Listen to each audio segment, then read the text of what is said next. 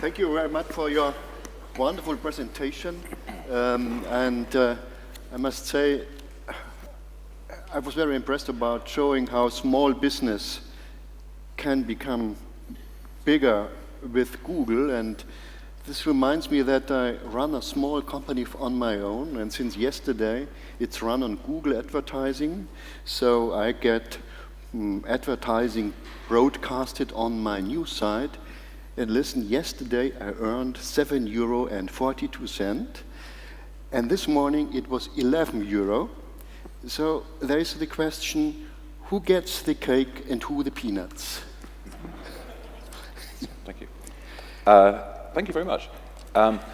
What we're doing there is because we have so many companies, like the companies I mentioned, who are wanting to reach consumers, we're helping you. You've chosen to put advertising from those companies on your website, and we use our technology to understand on an individual page what's the most relevant advertising to serve. And of course, you've controlled that. And then we give the majority of any advertising revenue that's generated to you. We keep a small share to cover the cost of the technology, but actually you get the majority of the revenue. And it is an important point here because advertising is paying for almost all of the free services that we enjoy across the web. And there are problems with advertising. It's sometimes irritating if it follows you around the whole time, but it is what pays for a lot of the services and the information that we enjoy today. So I'm glad it's working for you. I look forward to keeping track of how you're doing on there, and I hope it becomes a more profitable venture for you. Okay. Many people are afraid that in the new Google or digital world, products are digitalized and disappearing. This is not only you can make telephone calls with you. This is a bookstore, this is a map, this is a camera, this is a music player, and so on and so forth. So the real world is shrinking, the digital world is growing, and where are going the jobs? So this is the question people put to us for this session. Well, two things I make. You make a point about physical goods and services and about jobs, so let's deal with each of them. I think on the physical goods and services point, in the time of Plato and the Greek philosophers, it was worried that writing was going to lead to the end of conversation. You know, when radio was invented, people were concerned that theatre would be destroyed. When television was invented, people were concerned that radio would be destroyed. And actually, my observation is that this is a world of and. We have more and different ways of communicating, and we can choose to use all of them. So I'm not convinced that everything's suddenly going to be on my phone and that I won't therefore do anything other than look at my phone, although I have teenage children, and I can see that could be a challenge. But then secondly, to the point on jobs, I made some points in my speech there that actually what we see is the internet economy helping to create jobs at a fast rate. None of us know the net situation that there's going to be, and you can see stories and analysis that tell you different things about how the change will happen. I do think if you look at the lessons from previous industrial revolutions, you see through a fairly short period, a rapid growth in well-being, in prosperity, in GDP, and so on. I think that the internet has the power to do that. When you look in developing markets, you certainly see an acceleration in all those things when people get connected to the web. So I think I'm an optimist, but I wouldn't stand here looking introspectively. I would be looking out, as I say, to the world of 5 billion and making sure that we're connected to that revolution. Wenn Sie Fragen haben, bitte stellen Sie die einfach. Ich glaube, es gibt auch Mikrofone hier. Wir bringen die Mikrofone zu Ihnen und antworten in allen möglichen Sprachen in Live-Übersetzung. So my next question is, Professor Zimmermann had one point, and it is, are those digital markets, are they contestable? Is there competition? Or is there overwhelming power of a few for the next?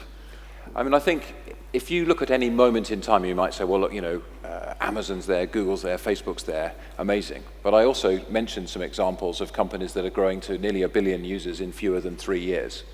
And if you talk to the management team at Alta Vista, they might have a different view. Alta Vista was the world's leading search engine 15 years ago.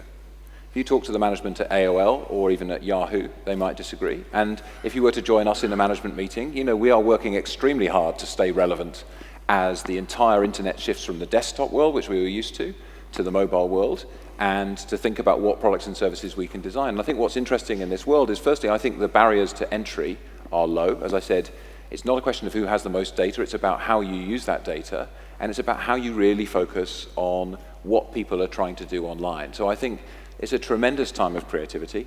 I think the big names that you know today, it's by no means guaranteed that any of them will be able to hold that position for any more than a matter of days or years. So we all have to work hard, and ultimately that's in the interests. I mean, sitting here talking about competition, that's in the interests of innovation and society, I think.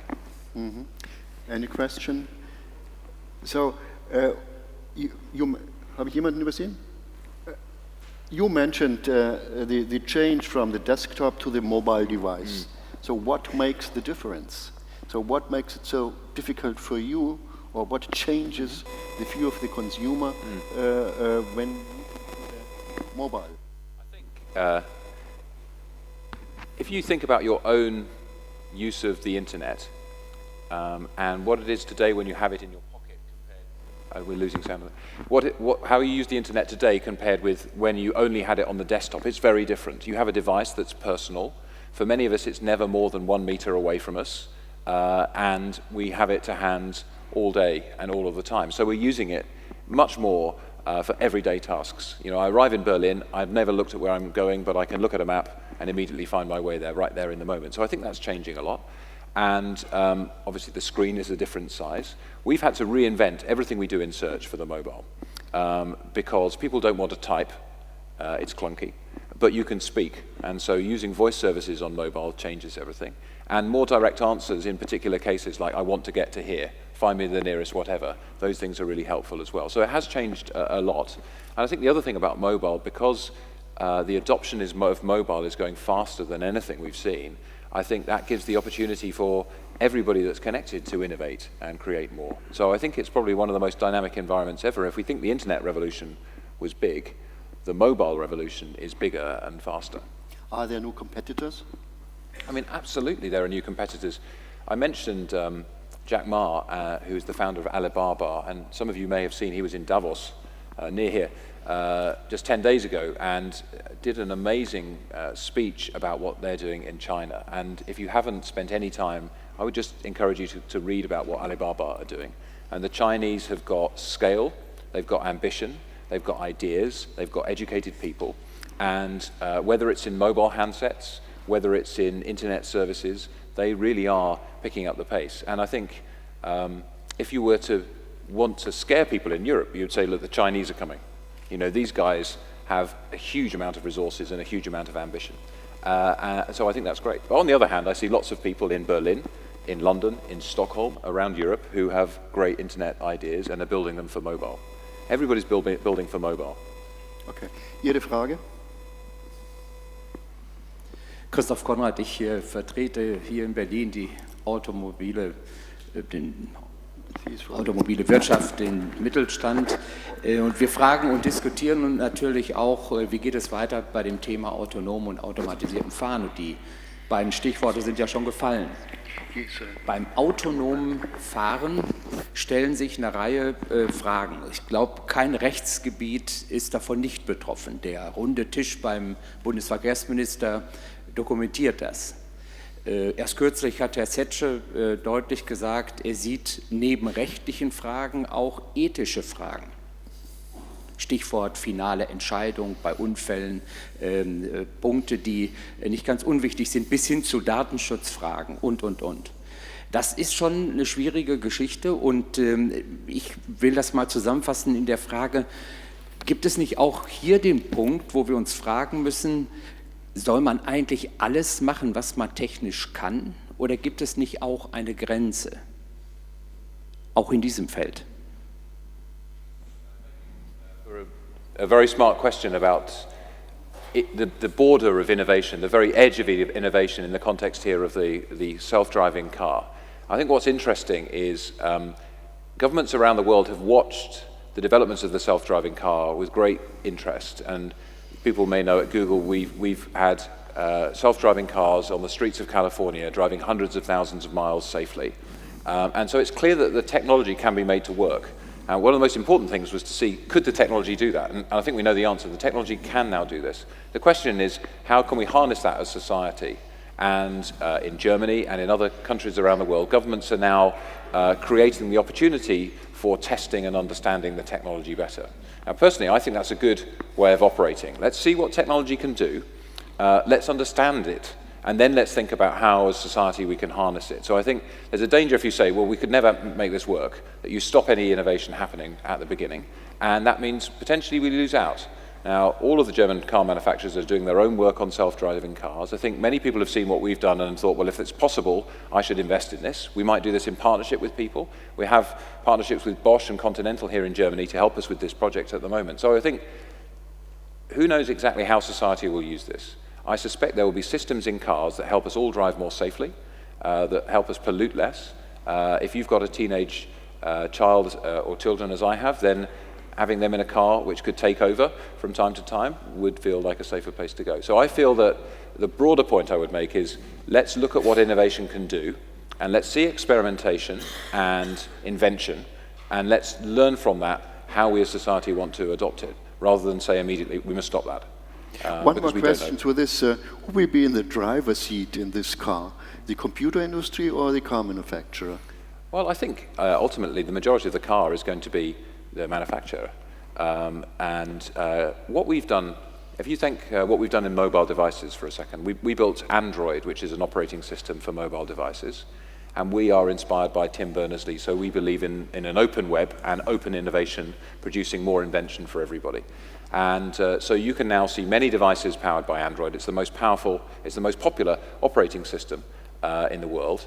But many of those devices are using a version of Android that have been customized by other people. And I think that's a great philosophy. So there's versions of Android that Amazon control. There are versions of Android that are used by the Chinese.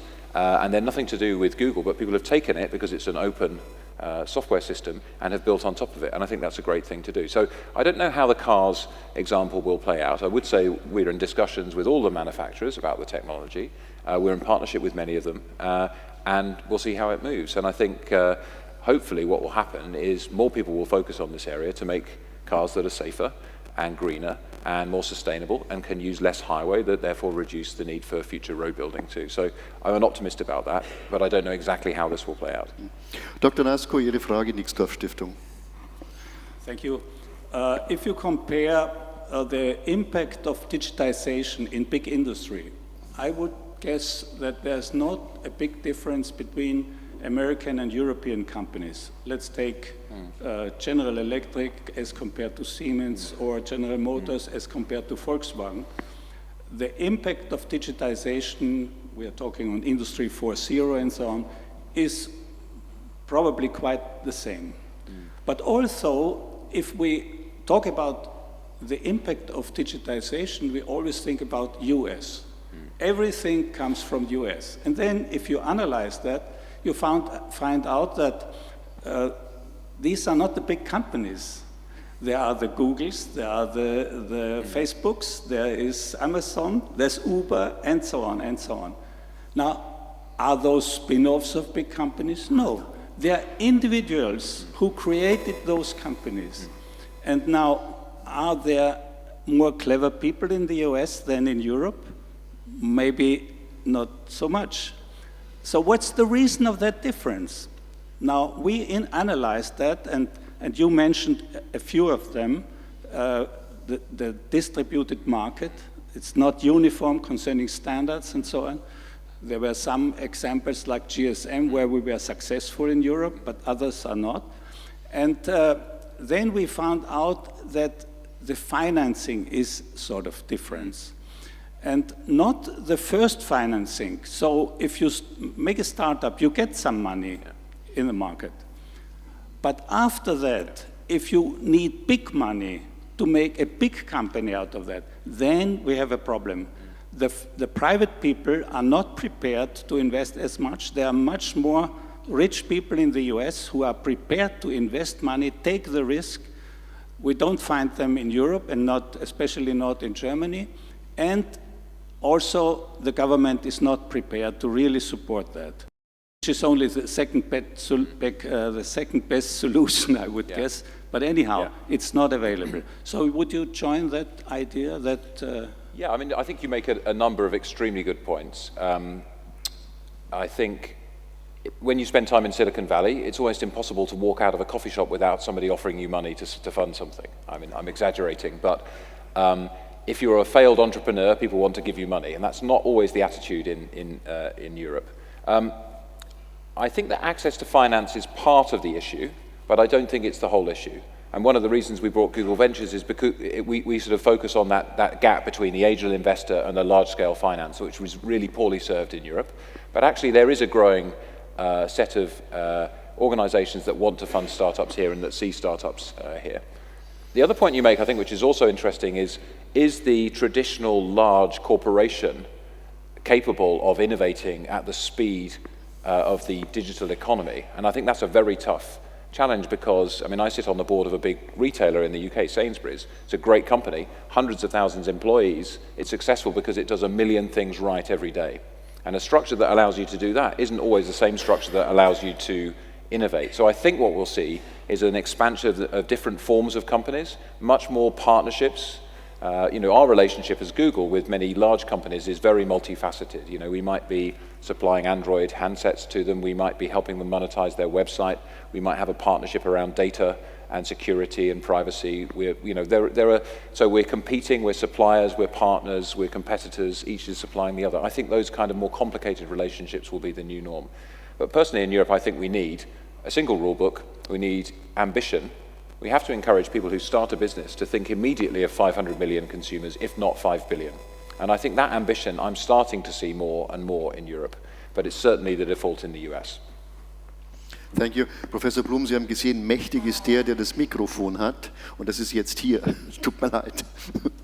Ja, guten Tag, mein Name ist Barbara Elisabeth Schäfer. Ich bin Ehrenpräsidentin eines Wirtschaftsverbandes für Frauen. Und ich habe hier 3 Fragen. Und zwar, ob in den Apps keine Backdoors sind, wo irgendwas eingeschleust werden kann, was die Nutzer nicht wollen, ist die erste Frage. Die zweite, das, was die Nutzer und Nutzerinnen stört, ist einfach, dass die Verträge einseitig sind, was wir jetzt seit einer Woche ungefähr wissen, dass wir nicht ändern können, selber ändern können oder ablehnen können, wenn Google irgendwas verändert, was wir nicht wollen.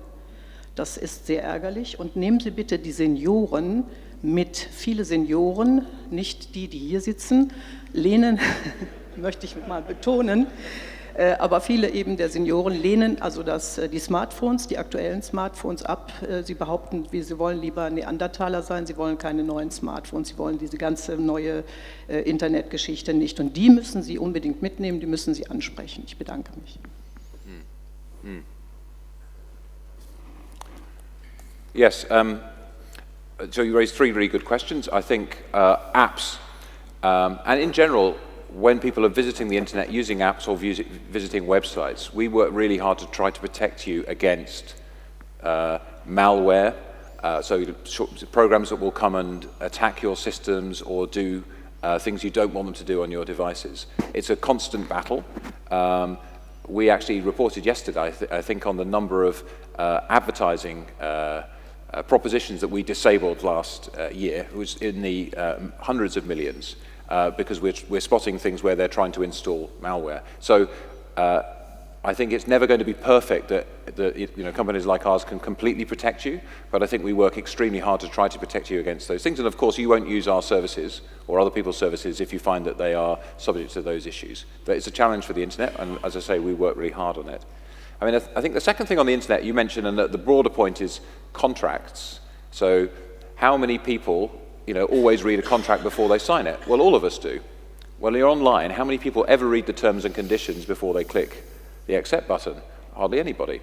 And I think this is one of the challenges that we have to try to set high standards together of what we expect to happen online. And this is a new area, but clearly very, very long terms and conditions are not sufficient to educate consumers. So what we try to do is, alongside having the necessary legal conditions, we try to make it possible for you to understand our policies through short videos that sort of explain in much more human terms what's going on. And then if you want to read the longer legal, you can. But I agree, it's a challenge, and we're all getting used to these new products and services. And the third point you make, I think, is a really important point, which is the risk of there being a class of people, whether it is age or whether it is income or whether it is geography, a class of people who are excluded from connecting to the internet. If we all believe that having access to the internet is good for jobs and growth and prosperity and education and culture, which I think, you know, overwhelmingly the evidence is that it's got many of those benefits, then how do we help people get access to those services?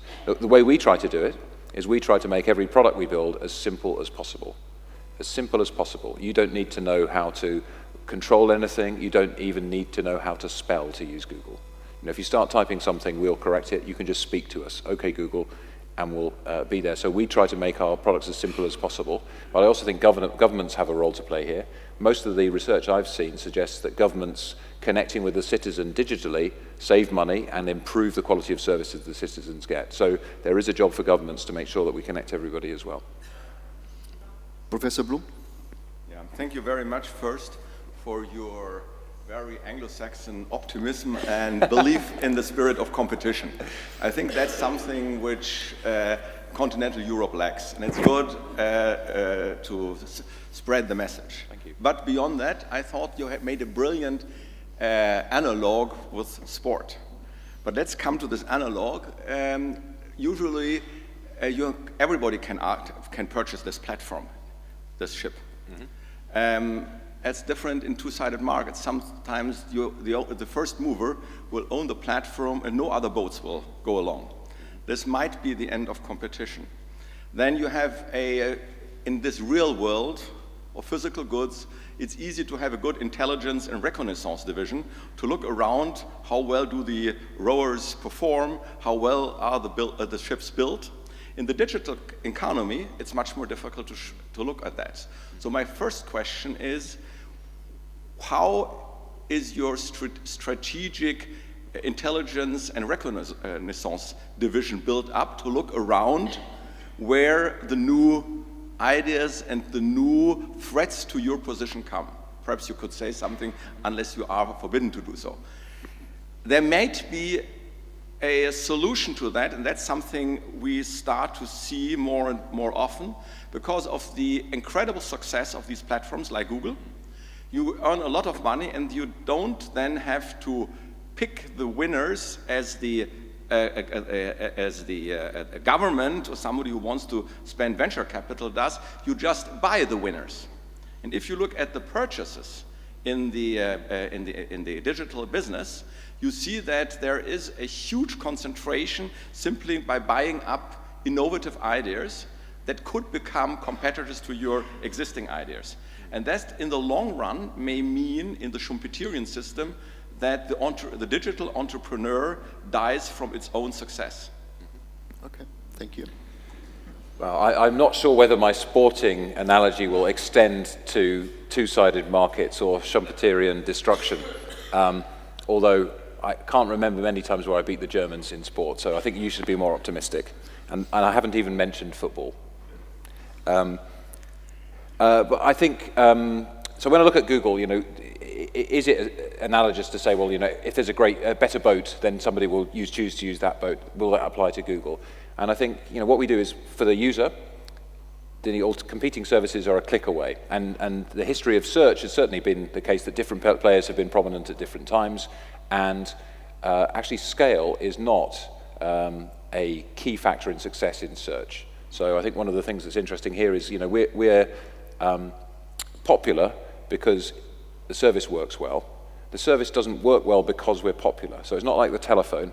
The more people are on the telephone service, the more useful it is to have a telephone. With Google Search, you know, if you're using one search engine and he's using another and I'm using a third, if they work for all of us, that's great. It doesn't matter how many people are using it, as long as there's, you know, enough data to be able to improve the results. So I think that's true. The other side of our business is advertising.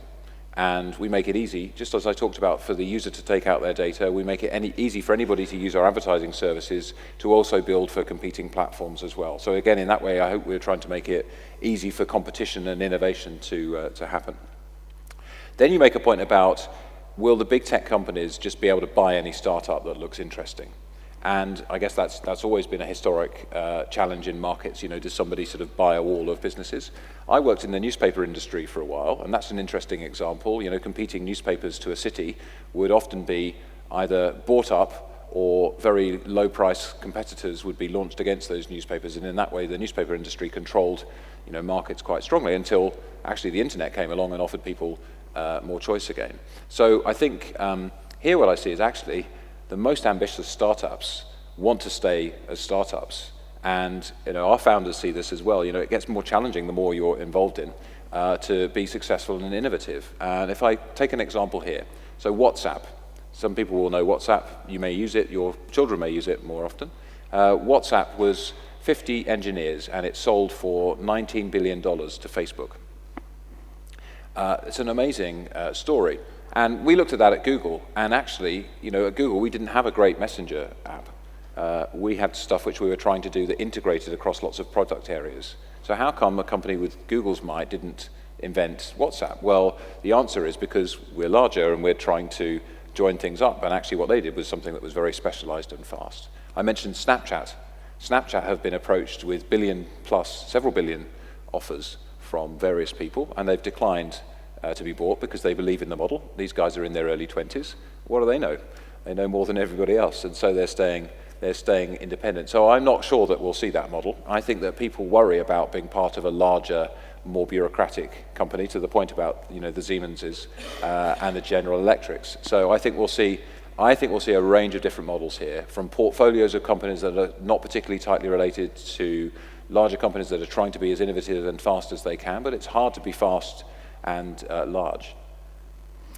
Eine Frage aus dem Hintergrund des Raumes, die ich nicht...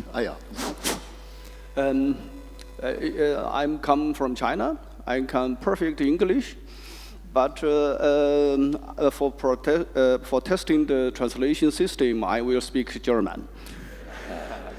Ich vertrete hier eigentlich China, weil ich Chineser bin. Ich vertrete auch die Ebert-Stiftung, weil ich frisch gebackener internationaler wissenschaftlicher Beirat bin. Aber eigentlich vertrete ich nur meine Frau, weil sie nicht in Berlin ist. Meine Frage ist, Sie haben gerade sehr viel von China erzählt und jeder weiß, dass China der größte Markt der Welt in den nächsten 20, 30 Jahren wird. Alibaba kann ein Geschäft mit der chinesischen Regierung vereinbaren, ja? Und Google ist jetzt von der chinesischen Regierung abgeschnitten vom chinesischen Markt. Meine Frage ist, also Sie sind natürlich nur für Deutschland zuständig, aber würde Google später den Markt der China verzichten können? Das ist die eine Seite der Frage. Die andere Frage ist, die chinesische Regierung schränkt jetzt ganz stark die digitale Freiheit, Pressefreiheit in China ein. Und würde Google zum Beispiel später mit solch einer Regierung zusammenarbeiten wollen? Andererseits, ich benutze selber auch früher Google und Gmail. Wie könnte ich mir bewusst sein, dass alle meine Daten, die durch meine digitale Kommunikation per Google praktisch ihre Firma angeliefert habe, später nicht der US-Regierung angeliefert wird. Dankeschön. Darf ich wegen der fortgeschrittenen Zeit noch die letzte Frage gleich dazu nehmen? Oder Herr Grüner, dann kriegen Sie die letzte Frage. Zunächst Sie bitte. Vielen Dank. Mein Name ist Ralf Zeppernick. Wie mein Vorredner möchte ich auch in Deutsch sprechen, weil ich es auch sehr wichtig finde, dass wir weiterhin hochqualifizierte Dolmetscher haben. Denn selbst ein Deutscher, der sehr gut Englisch spricht, ist immer in einer Verhandlung im Nachteil gegenüber einem Native Speaker. Dies gesagt, mein Kompliment an Sie, Mr. Brittin, für einen brillanten Vortrag. Ich glaube, Sie haben die Interessen von Google exzellent dargestellt. Das Kompliment war ernst gemeint. Nun zu meiner Frage. Stichwort Wettbewerb, fairer Wettbewerb. Und hier möchte ich hinweisen auf fairen Wettbewerb bei Steuern. Viele der heute genannten Namen, ich erwähne nur noch Amazon, sind dadurch berühmt geworden in letzter Zeit, dass sie wesentlich weniger an Steuern zahlen als deutsche Unternehmen zum Beispiel oder europäische Unternehmen. Deswegen meine Frage, wie hoch ist der Prozentsatz, den Google an Steuern zahlt in Deutschland und in Europa, bezogen auf die Gewinne, die sie hier machen?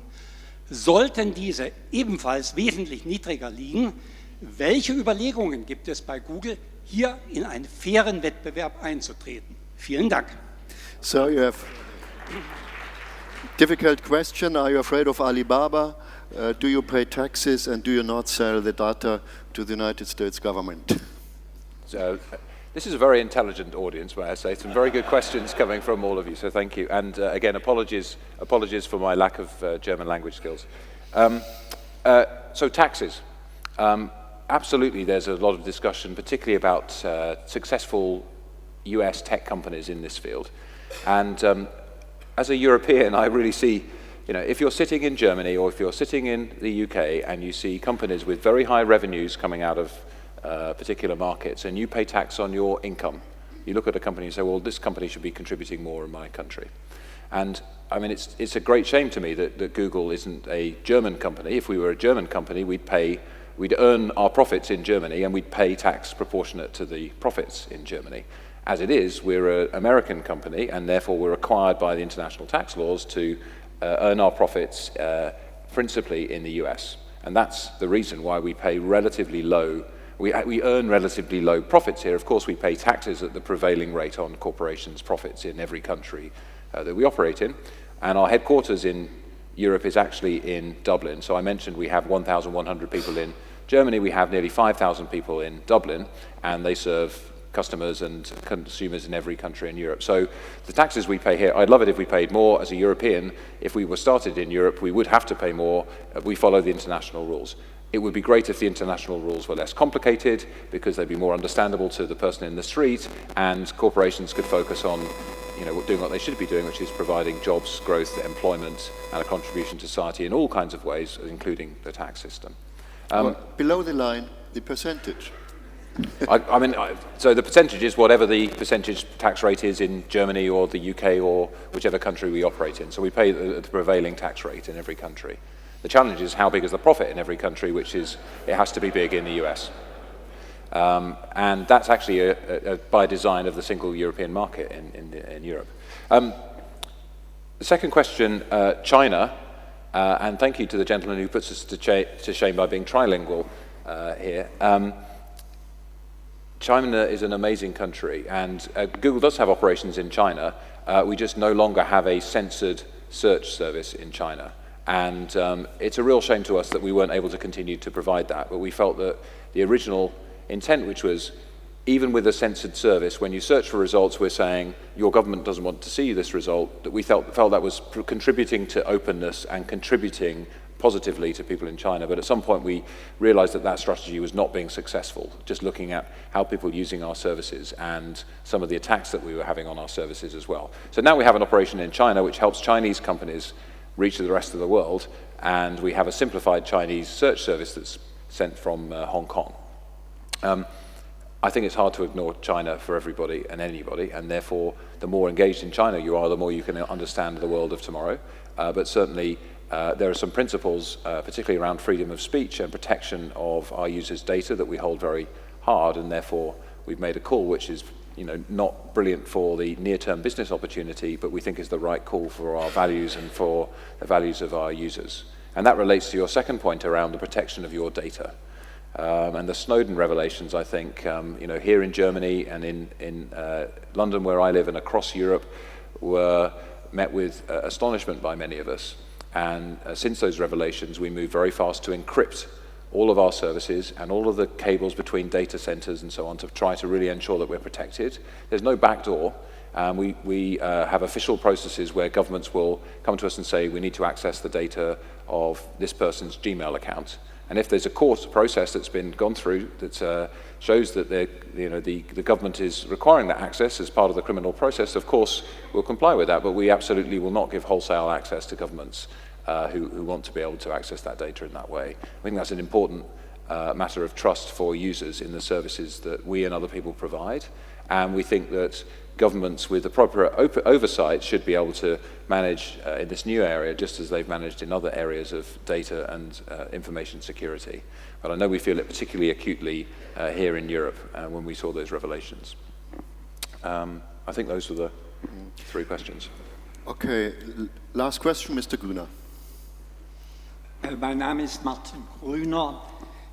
Wir haben heute hier nachdrücklich gehört, dass Bildung die Voraussetzung für eine Bewältigung der digitalen Revolution tatsächlich sei.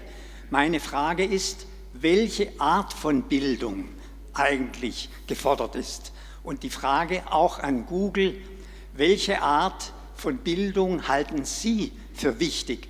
Denn die formalen Voraussetzungen, etwa ein Abitur oder ein Hochschulabschluss, bewirkt ja nicht, dass etwa die riesige Arbeitslosigkeit unter jungen Menschen behoben wird. In Europa, jeden Tag lesen wir in der Zeitung, welches Riesenproblem da besteht.